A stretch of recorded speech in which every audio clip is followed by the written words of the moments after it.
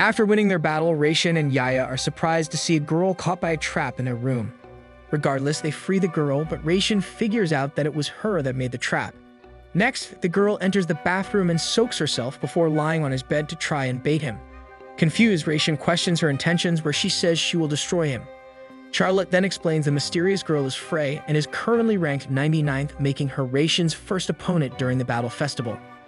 Although Raishin is dead last, he defeated Felix, so Charlotte admits everyone is nervous about him. They then watch on as Frey ends up being accidentally trapped again. Shortly after, her brother Loki arrives to warn Raishin that puppeteers have taken notice of him for beating Felix and Eliza, and that it would be in his best interest to withdraw from the festival, but of course he refuses. Later, Raishin falls asleep in class and gets hit in the head, but Kimberly explains the format and battle dynamics of the event, causing him to wonder if Frey wants to be the wise man that bad. Meanwhile, a man looks over the academy from a rooftop and tells Frey of his high hopes. He then presents a photo to her where Frey asks about a particular promise and is greatly motivated by his assurance to fulfill it. At night, Raishin wakes up from a dream only to discover Frey lying next to him in bed. Turning on the lights, Yaya is instantly raging with jealousy. Upon unzipping her suit, he uncovers a hidden dagger, but Yaya attacks him instead. The next morning, Charlotte explains E-Works, an automaton manufacturer, who's the benefactor of Frey and Loki. Thus, they may be using the festival night as a testing ground for Cherubim and Loki. She then reminds him of the defensive talisman she gave him and leaves. Suddenly, Raishin is attacked by an uncontrollable Rabbi. Shoving Frey away, Rabbi lunges at him, who quickly throws a stun grenade at it, causing it to calm down. As Frey tends to his wounds, he asks why she wants to clap him. Before she could respond, a jealous Yaya wants his order to end her instead. As such, Frey and Rabbi escape. Afterwards, Komurasaki, Yaya's younger sister, shows up signaling to Raishin that they are being sent on a reconnaissance mission. Unfortunately, Yaya can't come as Komurasaki is only allowed to take him with her. Regardless, they reach an orphanage, and there they discover puppies. Upon picking a lock, they enter a dark room apparently occupied by someone Raishin senses.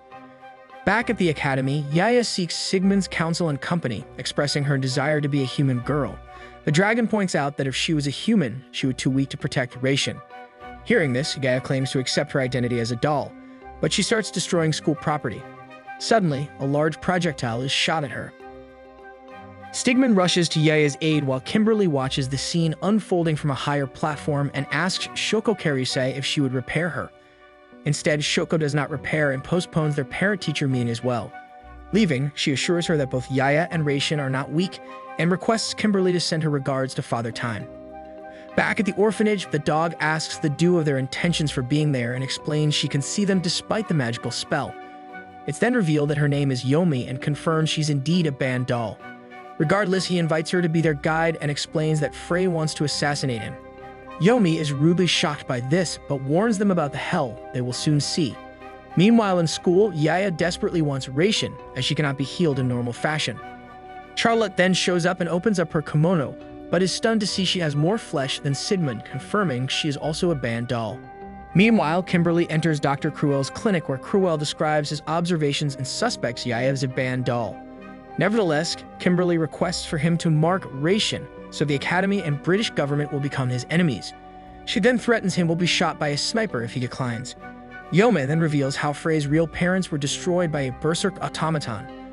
Raishin then remarks that regardless of the circumstances, Frey is fortunate to have a loving family like Yomi, making the latter smile. The duo are then surprised to see siblings until Yomi clarifies they are actually promised children, a very rare group of humans with special mana affinity. Soon alarm bells start ringing where Yomi tells them that all of the Garm series can detect them, but Raishin decides they will force their way through. However, Yomi directs them to a garbage disposal chute as an escape route. She then explains that if Frey loses, the Garm series will be suspended and the Garm automatons will be disposed of. As such, the Angel series, including Cherubim, will be recommended instead. Meanwhile, in school, Yaya thanks Charlotte for healing her. As they discuss the ballistic projectiles, she cries out for Raishin but stumbles as Frey overhears them. In the midst of battle, Yomi takes a hit for him. After hitting their attackers, he desperately urges Yomi to survive and asks why she protected him. Raishin then tries to rescue Yomi, but she bites his injured shoulder to force him to let go. Thus, she falls and a powerful explosion occurs. At the academy, Loki tells Frey that he and their father have taken steps to eliminate Raishin and Yaya. However, Raishin appears and he apologizes to Frey about Yomi's demise. However, she thanks him and is glad that Yomi has finally been freed. Returning to his room, Shoko emerges and asks about what happened, where she also tells him that even if he had Yaya, he wouldn't have been able to save them all. She also adds that if the British government used the sonic magic circuit, Japan would have to take action. She then instructs him to steal Rabi's magic circuit. Later, the night party officially commences and Raishin and Loki face off in an intense battle. Annoyed with Yaya's durability, Loki orders Cherubim to revolve into its sword form, which Yaya dodges. After a few more dodges, Raishin finally transfers mana to her, but suddenly recalls how Yomi died for him. Worried that Yaya will face the same fate, he switches places with her and takes the hit, causing Yaya to scream for him.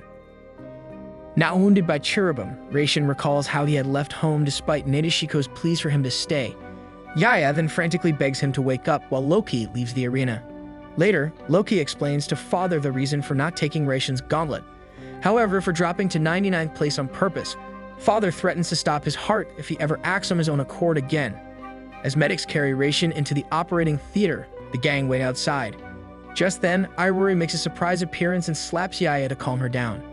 She reminds her to have faith in him as he wouldn't give up until he defeats his older brother Tenzin. Hours later, Charlotte wakes up only to be informed that Raishin still has not regained consciousness. Meanwhile, Kimberly inquires about Raishin's condition, where Cruel says he's a lucky boy, but his life hangs on the balance. The next evening, Frey appeared to battle Loki, and despite his doubts, Frey insists she would actually fight. Just as Cherubim is about to end Rabi, the dog absorbs an overwhelming mana from Frey and quickly attacks back. Stigman explains Rabi is forcefully taking mana from Frey, who has now collapsed to the ground. Once Loki instructs Cherubim to stop, Rabi still pounces onto him. Charlotte then rushes in, but Kimberly stops them, reassuring them that someone is taking care of it. Raishin and Yaya arrive in time to kick Rabi off Loki. Raishin then tells Loki he will save both his sister and her dog, and transfers mana to Yaya. However, Rabi is too fast, but Loki uses Cherubim to block him. With Rabi cornered, Raishin finally successfully knocks Frey out. At the hospital wing, Raishin thanks Shoko for responding to his request for help. Inside the operating theater, Shoko lays out her metal chain. She then instructs Irori to help her while she unravels her surgical tools. She also asks Kimberly to snip a locket of Frey's hair. After completing the surgery, Shoko reveals she has a small part of Rabi's magic circuit, thus fulfilling the wishes of the Japanese military without costing his life. However, she warns Raishin that Rabi's odds of survival are small. She also explains that Frey was the one who went berserk by sending too much mana. Moreover, Frey's heart is actually mechanized, designed to forcibly extract mana from her body. Now making sense of the bodies he saw in the orphanage, Raishin becomes enraged, but Shoko forbids him from leaving as Bronson is too powerful for him. Later, Raishin encounters Frey has woken up and is stroking Rabi's fur.